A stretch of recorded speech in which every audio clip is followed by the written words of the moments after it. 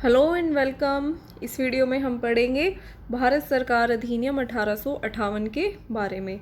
तो इस अधिनियम को हम और बेहतर ढंग से समझ पाए, इसके लिए क्या ज़रूरी है कि हम इसकी पृष्ठभूमि को और अच्छे ढंग से जानें। तो पृष्ठभूमि में हम सब जानते हैं कि भारत के इतिहास की सबसे महत्वपूर्ण घटना घटित हुई थी। कौन सी घटना? 1857 का विद्रोह या 1858 की क्रांति। तो इस विद्रोह ने ब्रिटिश सरकार को एक बहुत बड़ा झटका दिया। हालांकि इस विद्रोह को सफलतापूर्वक क्या किया गया? दबा दिया गया। लेकिन अब ये ब्रिटिश सरकार के सामने विचारणीय प्रश्न था कि ये विद्रोह आखिर हुआ तो क्यों हुआ।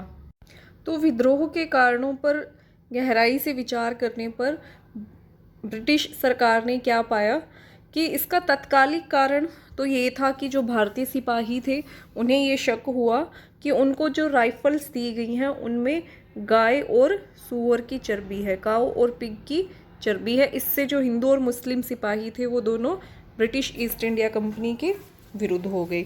इसके साथ ही ब्रिटिश सरकार इस निष्कर्ष पर भी पहुंची कि भारत में ईस्ट इंडिया कंपनी अपना प्रशासन सही ढंग से नहीं चला रही है। तो जो ईस्ट इंडिया कंपनी थी उसके खिलाफ भारतीयों की तरफ से भी और जो ब्रिटेन के बाकी के पूंजीपति थे उनकी तरफ से ये आरोप लगा रहे थे कि ईस्ट इंडिया कंपनी करप्ट है, करप्शन कर रही है, भ्रष्टाचार फैला रही है।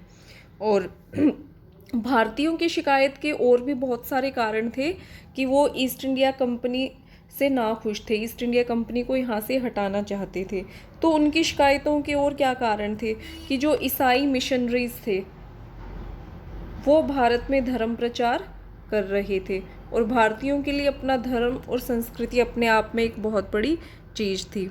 और ईस्ट इंडिया कंपनी ने जिन सिपाहियों को भर्ती किया उन पर भी उन्होंने काफ़ी सारे धर्म से संबंधित प्रतिबंध लगा दिए, जैसे उन्हें तिलक लगाने से या दाढ़ी रखने से प्रतिबंधित कर दिया गया था। समुंदर पार उनको ईस्ट इंडिया कंपनी के द्वारा भेजा जा रहा था।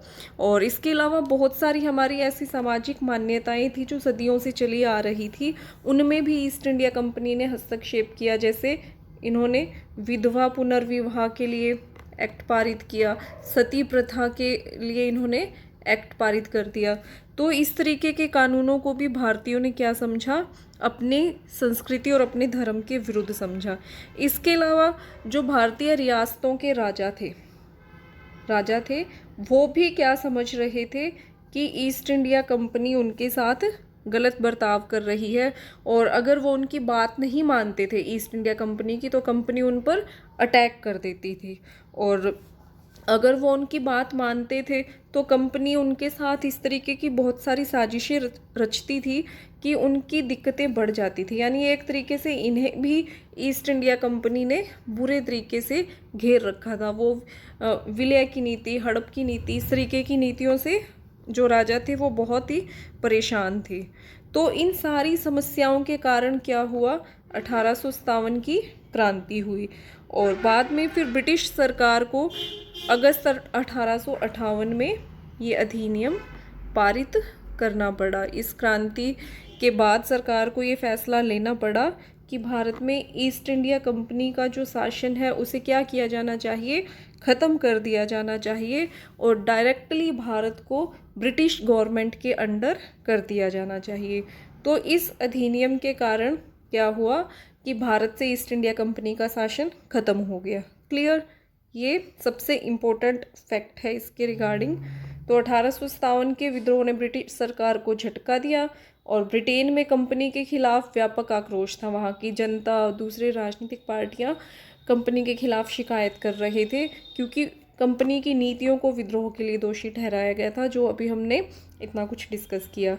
और रानी विक्टोरिया जो उस समय ब्रिटेन की सम्राज्ञी थी, उनको क्या कहा गया कि वो भारत की महारानी अब बन गई है।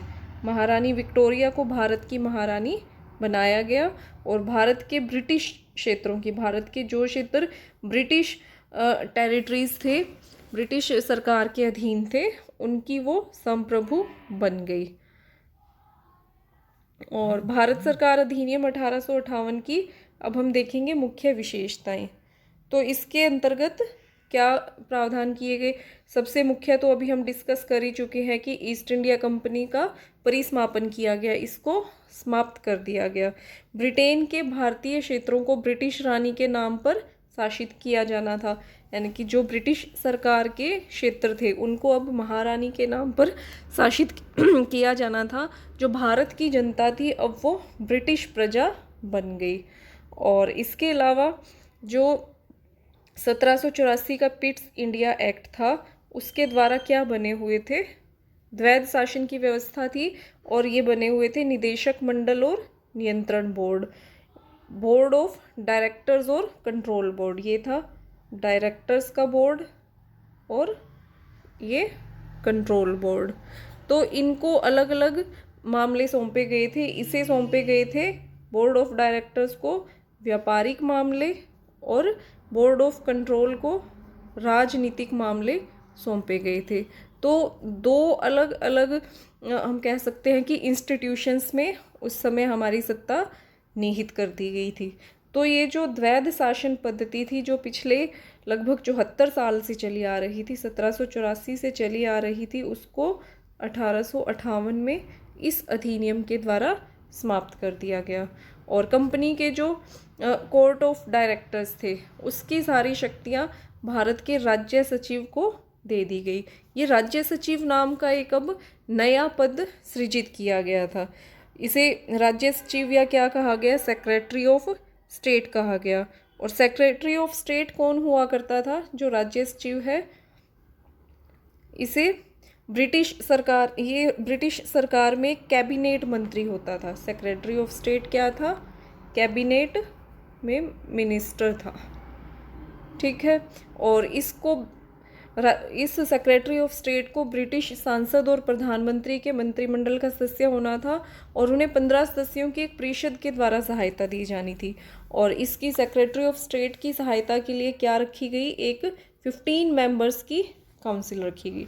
तो यहाँ दो इम्पोर्टेंट चीज़ें हैं कि जो सेक्रेटरी ऑफ स्टेट का नया पद सृजित किया गया उसे ब्रिटिश कैबिनेट में एक मिनिस्टर होना था और दूसरा उसके लिए उसकी सहायता के लिए 15 सदस्यों की एक परिषद रखी गई। तो भारत के जो पहले सेक्रेटरी ऑफ स्टेट थे वो कौन थे? लॉर्ड स्टैनली थे। सेक्रेटरी ऑफ स्टेट कौन थे? लॉर्ड स्टैनली थे।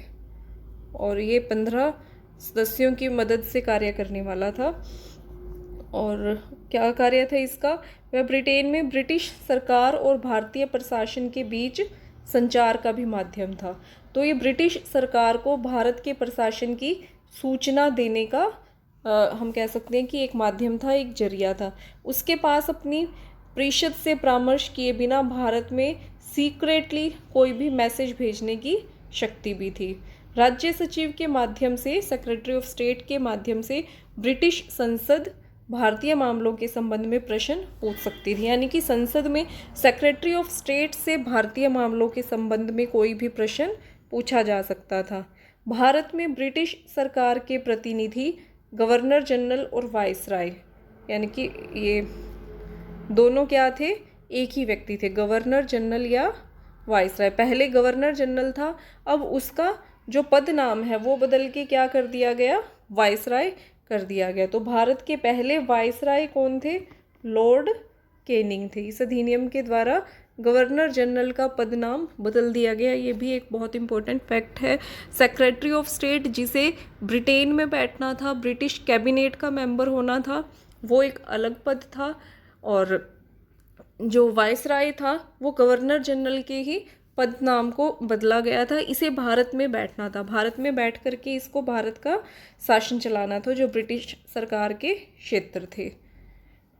और क्या प्रावधान किए गए? वाइसराय और विभिन्न प्रेसिडेंसियों के राज्यपालों की नियुक्ति क्राउन के द्वारा की जाती थी। तो वाइसराय की नियुक्ति और जो बाकी की प्रेसिडेंसीज थी उनके गवर्नर्स की नियुक्ति कौन करेगा? ताज के द्वारा या क्राउन के द्वारा की जानी थी। और वाइसराय को भी एक कार्यकारी परिषद सहायता प्रदान करने वाली थी। और वाइसराय की परिषद में कितने मेंबर्स होने थे? 6 मेंबर्स। पहले इसमें 5 मेंबर्स का प्रावधान रखा गया था, लेकिन बाद में 1 मेंबर और बढ़ा दिया गया जो कि एक विधिवेता था। तो इसको 6 मेंबर्स की एक कार्य परिषद या एग्जीक्यूटिव काउंसिल वो हेल्प करने वाली थी। इस अधिनियम ने भारत को एक प्रत्यक्ष ब्रिटिश उपनिवेश बना दिया। डायरेक्ट ब्रिटिश कॉलोनी हम बन गए, ब्रिटेन की डायरेक्ट ब्रिटिश कॉलोनी हम बन गए। तो इस अधिनियम ने, हम ऊपर भी पढ़ के आए हैं, पिट्स इंडिया एक्ट 1784 की जो ड्यूअल गवर्नमेंट थी, द्वैध शासन था, उस व्यवस्था को क्या कर दिया, समाप्त कर दिया कि जो वाणिज्य व्यापारिक मामले और राजनीतिक मामले अलग अलग बॉडीज़ में रखे गए थे। और इस अधिनियम ने चूक के सिद्धांत यानी कि जो लैप्स की पॉलिसी थी उसको भी समाप्त कर दिया। चूक या व्यपगत भी जिसे कहा जाता है, हड़प का सिद्धांत या डॉक्ट्रिन ऑफ लैप्स, जिसके अंतर्गत यदि किसी के पास कोई किसी राजा के पास उत्तराधिकारी नहीं है तो उसका विलय ईस्ट इंडिया कंपनी के साम्राज्य में कर लिया जाता था। तो इस सिद्धांत को भी समाप्त कर दिया गया। ब्रिटिश सरकार ने क्या कहा कि वो नए क्षेत्रों को अपने अंडर अब नहीं करेंगे और देश के प्रशासन के लिए भारतीय सिविल सेवा की स्थापना करने का भी प्रावधान इसमें किया गया और इसमें भारतीयों को भी शामिल किया जाना था। इस इंडियन सिविल सर्विसेज में भारतीयों को भी शामिल करने की बात कही गई। और क्या कहा गया कि जो क्षेत्र इसके ईस्ट इंडिया कंपनी के अंडर थे वो तो ब्रिटिश गवर्नमेंट के अंडर रहेंगे ही, और जो बाकी के भारतीय राजकुमार और प्रमुख हैं उनकी स्वतंत्र स्थिति रहेगी, लेकिन उन्हें ब्रिटिश आधिपत्य या ब्रिटिश सर्वोच्चता को स्वीकार करना पड़ेगा। और ऐसे राजा या ऐसी रियासतों की संख्या 560 से अधिक थी। तो कुछ फैक्ट्स देख लेते हैं हम इसके बारे में। तो इम्पोर्टेंट फैक्ट क्या है, भारत के पहले राज्य सचिव या सेक्रेटरी ऑफ स्टेट कौन थे, लॉर्ड स्टैनली थे। और प्रधानमंत्री कौन थे उस समय, बेंजामिन डिज़राइली थी। हालांकि वो भारत पर शासन करने वाले क्राउन के विरोध में थे, वो नहीं चाहते थे कि जो ब्रिटिश ताज है वो सीधे भारत पर शासन करे, लेकिन उनके साथी सांसद उनके विचारों से सहमत नहीं थे और ये बिल इजीली जो हाउस ऑफ कॉमन्स है, संसद का सदन है, उसमें ये पारित हो गया। और इसके अलावा भारत के पहले गवर्नर जनरल और वाइसराय कौन थे, लॉर्ड कैनिंग, ये हम पहले डिस्कस कर चुके हैं। तो ये भारत सरकार अधिनियम 1858 के बारे में हम पूरा टॉपिक कवर कर चुके हैं। आज के लिए इस वीडियो में इतना ही। धन्यवाद। ऐसी और वीडियोस के लिए चैनल को लाइक और सब्सक्राइब जरूर कीजिए।